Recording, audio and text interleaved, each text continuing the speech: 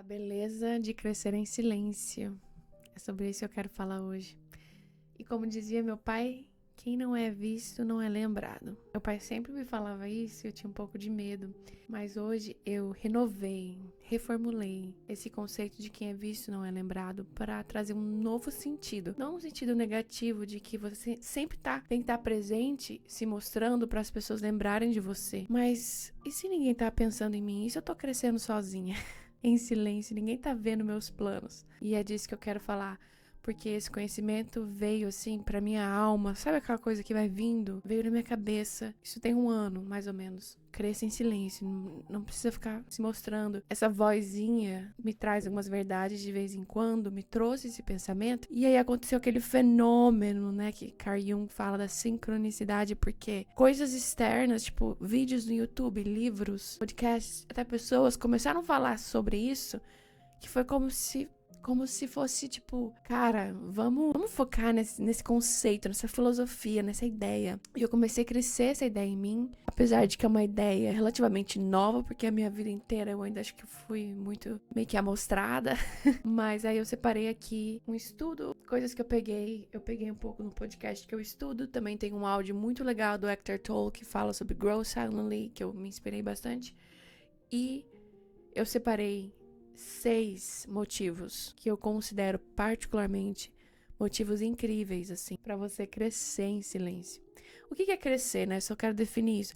Esse crescimento que eu falo é tipo, seja os seus planos, sabe? Físicos, materiais, espirituais. Seja a sua ideia de perder peso, ganhar peso, ir na academia, fazer novas aulas, fazer um curso. Seja seus novos projetos, seja o seu sonho de construir uma família, relacionamento, seja a sua vontade de mudar de vida, de fazer uma viagem, de ter plano, sabe? Tudo isso gera um crescimento e a minha ideia é falar sobre esse crescimento, mas silencioso, ninguém tá sabendo. E hoje eu vou separar 6 razões. A primeira, menos dispersão de energia. Quando você cresce silenciosamente, você não tem que provar nada pra ninguém, então você economiza energia mental, emocional. E você usa essa energia, que ela seria dispersada dando explicações, atendendo críticas, olhares, opiniões, e você usa pra consolidar. Por que eu falo, cara, energia? Nossa energia chi, né, como eles falam, é tudo. O nosso corpo metaboliza, Quais são as fontes de energia, né? Pra mim, comer, andar, estar na natureza, tudo isso me gera energia, mas eu percebo que eu tenho um gasto muito grande. Primeiro, dar a manutenção desse corpo, né? Cara, você abre o olho, você levanta da sua cama, você faz sua comida, você vive, você pensa. O cérebro é o órgão que mais metaboliza. Então, tipo, você tá consumindo energia o tempo todo. E quando você tá criando um projeto, principalmente a longo prazo, você precisa de energia.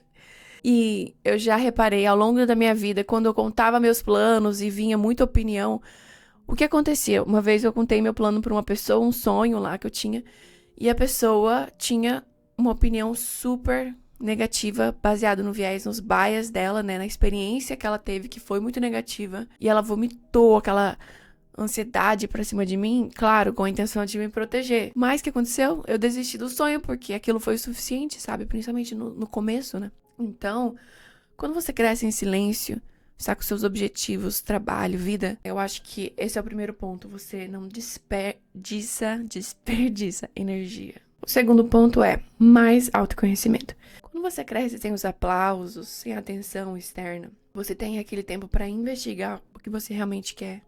Se é genuíno, se aquilo ainda faz sentido pra você. Porque você não tá movida pelas expectativas. Eu já percebi que, cara, há uns 2, 3 anos atrás, eu postava no Instagram os meus goals do ano. No meio do caminho, eu já desistia de 3. Quantas coisas eu comecei e não terminei? E não é porque eu desisti errado, mas eu acho que, às vezes, você tem que ser flexível. A vida acontece. Às vezes aquilo perde o sentido por qualquer razão que seja. Às vezes você descobre que você tá errado, que é uma coisa natural, normal e muito boa de vez em quando a gente descobrir que a gente tava errado. Então aí você tem uma ideia, você tá lá trabalhando a sua ideia, postando a sua ideia, de repente você não pensa mais aquilo. Às vezes você desiste de ser vegana, aquelas... Eu. Aí fica mó feio, sabe? Então, quando você tá tendo uma ideia e você tá aprofundando se aquilo faz sentido ou não pra você, você analisa dentro de você. e você descobre como aquela ideia começou, o que você pensa sobre isso, por quê. É um exemplo mais concreto. Eu ia pra academia e sempre postava. Mas aí eu descobri que, na verdade, depois de muito tempo, hoje eu tenho muitos conhecimentos a mais, eu sei que a academia não é só um exercício físico, também envolve muito o sistema nervoso. A academia é um estresse, né? Mas eu não tava nem aí. E começou, eu não tá bem na academia, eu comecei a não me sentir bem, mas eu continuava porque eu postava, porque as pessoas estavam vendo, porque eu recebia elogio, mas eu não tinha autoconhecimento, eu não parava pra analisar se aquilo fazia sentido pra mim tá fazendo da forma que eu tava fazendo. Começou a virar, tipo, um palco, sabe? Começou a virar algo que eu estava fazendo e tinha um olhar. As pessoas viam, elas me celebravam, elas me aplaudiam. Então perdeu a parte do autoconhecimento, perdeu a parte do eu parar pra ver se aquilo tava fazendo sentido pra mim. E aconteceu já com outras coisas também. São um exemplo da academia, mas, cara, se você fica à mercê, penso, sempre postando, sempre deixando todo mundo saber, eu sinto que chega uma parte que parece que você tá fazendo mais pela expectativa mesmo. E não querer frustrar, não querer decepcionar as pessoas, ao invés de analisar e parar pra pensar se aquilo faz sentido pra você. A terceira razão é maior profundidade. Eu percebo que eu sou muito mais profunda, eu tenho mais profundidade nas coisas quando eu estou fazendo silenciosamente. Esse ano tenho vários projetos, várias coisas, e eu parei de postar. Antes, todo curso que eu fazia, academia, objetivos, sonhos, eu compartilhava com muita gente. Claro que eu acho que é válido, eu não tô criticando quem possa, não é nada disso. Mas eu comecei a reparar que eu tenho mais profundidade. Eu tenho mais análise e mais intuição. Porque quando eu postava pra todo mundo, eu ficava muito movida pelos likes, pela aprovação das pessoas. Eu perdia, parece que no silêncio, eu encontro mais um espaço pra ouvir aquela vozinha, sabe? Que às vezes tá dizendo pra mim, olha, chegou a hora de mudar. Chegou a hora de você mudar de plano. Isso não tá certo, ou isso tá certo, continua. O silêncio, ele gera esse espaço para intuição, que eu acho que quando tem muito ruído, muita gente opinando, fica difícil discernir. Eu, pelo menos, acho que eu sou meio Maria vai com as outras. Não, brincadeira, mas eu não sei, eu acho que muitas vezes eu já fui muito suscetível a conselhos, opiniões, e tem coisas que não é sobre... Cara, conselho é válido, mas escolhe bem, né? Quem sabe da sua vida, quem tem uma voz de conselho, esse poder que você tá dando. Às vezes muitos conselhos, muitas opiniões, muitos insights externos nos tiram daquela voz tão sábia dentro da gente. O quarto motivo o que eu considero um benefício de crescer em silêncio é que evita o desgaste emocional.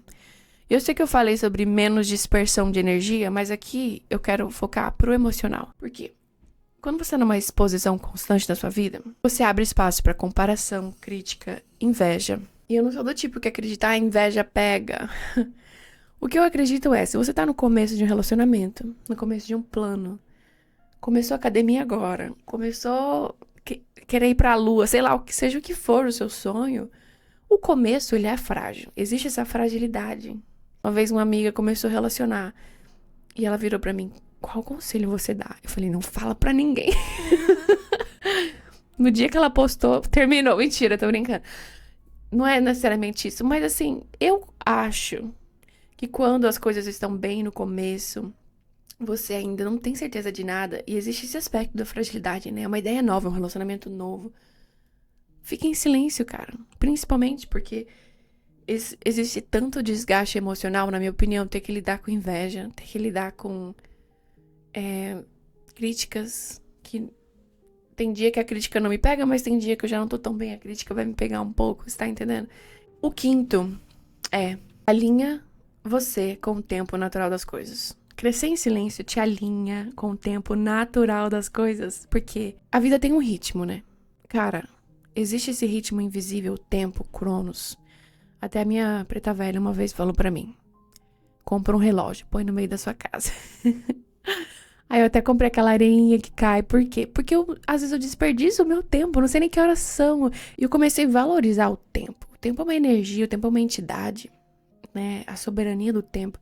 Mas existe o tempo pra fazer as coisas. Eu sou capricorniana, cara. Capricórnio é regido por Saturno. Fala que Saturno é o do tempo, do karma. Eu não me importo em crescer em 8 anos, 10 anos, sabe? No meu trabalho, tipo assim, eu demorei bastante. Eu sou uma pessoa que eu respeito o tempo. Às vezes eu olho para as pessoas, eu percebo que elas têm pressa. Quero fazer um curso, fiz uma aula hoje, amanhã eu já dou um curso e semana que vem eu já quero que meu curso exploda. Sabe, as pessoas, elas vivem esse ritmo, talvez pelas redes sociais, talvez pelo mundo que a gente vive, meio louco. Mas eu acho que cada um tem o seu próprio ritmo. Muita gente já me chamou de lerda. Hoje em dia, eu reformulei. Eu não sou lerda, eu dou atenção aos detalhes. O que torna as coisas muito importantes pra mim, porque eu sou bem atenciosa aos detalhes que às vezes passam despercebido ou que as pessoas não se importam. Mas eu me sinto muito confortável fazendo as coisas num ritmo. Eu respeito o tempo das coisas, esse é o meu ritmo. E quando eu postava tudo, ou seja, quando eu contava para as pessoas os meus sonhos, os meus planos, havia uma pressão. Havia essa ideia de eu ter que fazer mais rápido, as pessoas estão me vendo, sabe? Eu não gosto nem de cozinhar com as pessoas em cima de mim, cara, porque eu tenho meu jeito caótico, lindo de cozinhar. Quando ninguém sabe dos seus planos, você tem a vantagem de mudar de ideia, recomeçar. Gente, vamos normalizar mudar de ideia, vamos normalizar recomeçar. Não importa a sua idade. As pessoas criam uma expectativa e de repente você não pensa mais aquilo, aí você não tá fazendo mais aquilo. Quando ninguém sabe, você recomeça, você muda de ideia, você erra quantas vezes você quiser e você faz no seu tempo. Que eu acho que é liberdade, sabe? E até o Eckhart Tolle falou algo assim que eu achei massa. No vídeo que eu assisti dele, ele falou, se torne um enigma. Ele falou, falei, é isso mesmo, esse ano eu vou ser o enigma. Tipo assim, eu me expunha demais. Todo mundo sabia, eu era um livro aberto. Sempre sujeito a opiniões, a olhares, invejas, críticas, etc. Agora eu sou um enigma, ninguém tá sabendo da Marianinha. Tô brincando. E o último ponto que eu achei um dos mais legais, porque esse conhecimento blow my mind, que é crescer em silêncio te ajuda a diminuir o vício em dopamina externa. Eu vou te explicar o porquê, é um pouco complexo, mas eu vou tentar explicar. Esse último ano eu tentei aprender bastante, estou aprendendo bastante sobre dopamina, até li um livro que eu gostaria de indicar, se chama A Molécula do Mais, The Molecule of More, não lembro o nome do autor, depois eu coloco aqui. E fala muito dessa molécula, né, desse neurotransmissor que faz a gente estar vivo, praticamente, né? A dopamina é a sua motivação. Por exemplo, você tá com vontade de comer um sanduíche. Aí você pensa no sanduíche que você quer. Mas o sanduíche não tá na sua frente. Você tem que se mover pra pegar esse sanduíche. O que você precisa? De dopamina. A dopamina é o que te dá a motivação do querer, da vontade pra perseguir algo. Claro que um sanduíche é muito fácil, ainda mais hoje em dia. Você pede um delivery, whatever. Mas antigamente, na época pré-histórica, se uma pessoa tava com fome, ela tinha que ter dopamina o suficiente pra caçar, fazer 1000 coisas, porque senão ela morreria. Então a dopamina é a vontade, esse poder da vontade, do querer, nos faz sobreviver, nos fez sobreviver, a nossa espécie. Então é super necessária. Todo mundo tem um baseline, né? Você tem a sua medida, que você já acorda todos os dias com a medida X. Vamos supor lá, 10 pontinhos de dopamina. Algumas pessoas, naturalmente, já têm menos. Algumas neurodivergentes, condições ou por questões de traumas. Eu tenho estudado muito como você pode regular, e depois talvez eu faça um vídeo sobre isso. Algumas pessoas têm muita dopamina, o que também é muito ruim. Eles até falam nesse livro, né, que doenças como esquizofrenia, mania, são doenças com excesso de dopamina. Então, a dopamina ela é boa, mas na medida certa. Ou seja, se é muito pouco, você não se move. Se é muito, você se move demais. O que tem a ver dopamina com crescer em silêncio? Basicamente, quando você é recompensado, um reward, você libera dopamina. Mas a dopamina é o seguinte, por isso que fala a molécula do mais, que ela sempre quer mais. Porque uma vez que ela cai, uma vez que você libera, você perde. O doctor lá que eu assisto, ele até dá um exemplo, né? Tipo assim, quando você fala pro seu filho, vamos comprar sorvete? Pronto, liberou dopamina. Ele tem a vontade, ele quer. E a dopamina vai aumentar e vai ficar no máximo até o minuto que ele tomar o sorvete. Porque no minuto que ele tomar, pronto, já caiu de novo e ele já vai querer outra coisa. Eu lembrei, isso faz sentido pra mim. Porque quando meus pais falavam que ia me dar um sorvete, eu ficava louca. Aí depois já queria outra coisa. A dopamina é assim. Então, todas as vezes que você recebe uma recompensa, você já cai. Por isso que é legal você aprender a viver um pouquinho com tédio de vez em quando. E não consumir muitos estímulos. Mas, quando você tem um plano, vamos supor, você quer ir pra lua, mentira. Ok, você quer casar, você quer fazer um curso, você quer crescer o seu business, você quer evoluir espiritualmente, ler mais livros. E você conta pra todo mundo. Isso vai levar um tempo, certo? Existem coisas que são a longo prazo. Até você chegar lá, ao seu objetivo, você precisa de muita dopamina. Existem dias e dias, tem dia que você acorda motivado, outros dias não. Mas você tá caminhando pro seu objetivo. Se você posta muito e tá todo mundo dando parabéns, like, olha, fui na academia hoje, que linda, arrasou. Tudo isso é uma recompensa. E o seu cérebro entende como já foi recompensado e vai dropping.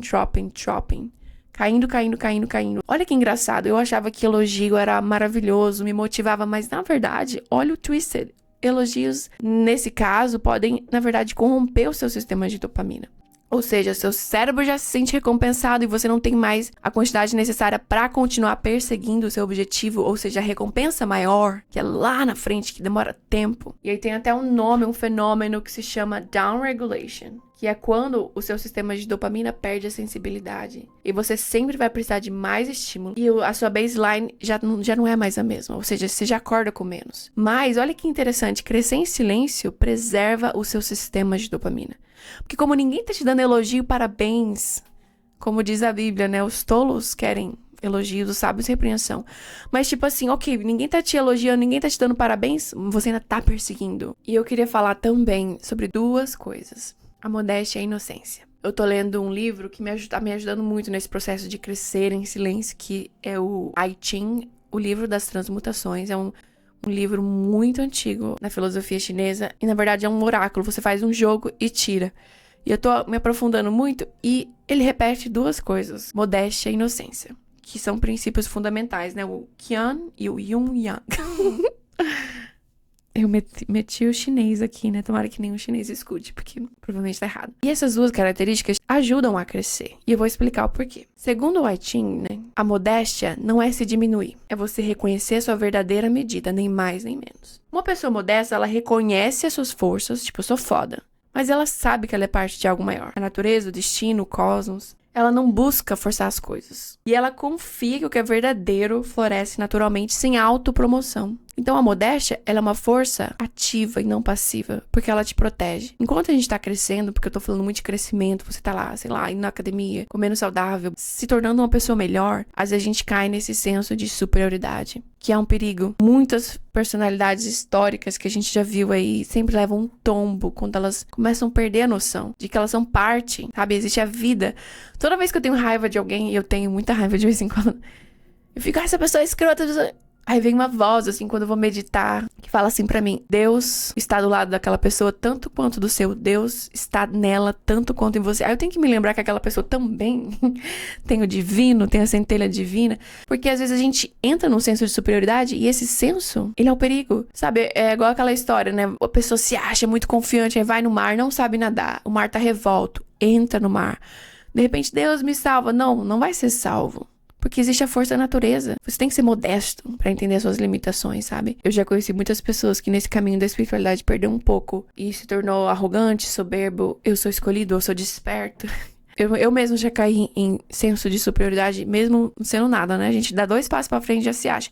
E a segunda coisa, que é o Yin Yang, inocência. Eu até escrevi aqui, achei lindo, olha. A inocência é agir com pureza de intenção, sem cálculo ou manipulação. A inocência é o estado da criança, sabe? Que ela age porque ela quer, ela brinca, que ela faz, sem outras intenções. Tem uma história de Picasso que ele fala assim: eu demorei anos pra pintar como um gênio, mas a vida toda pra pintar como uma criança.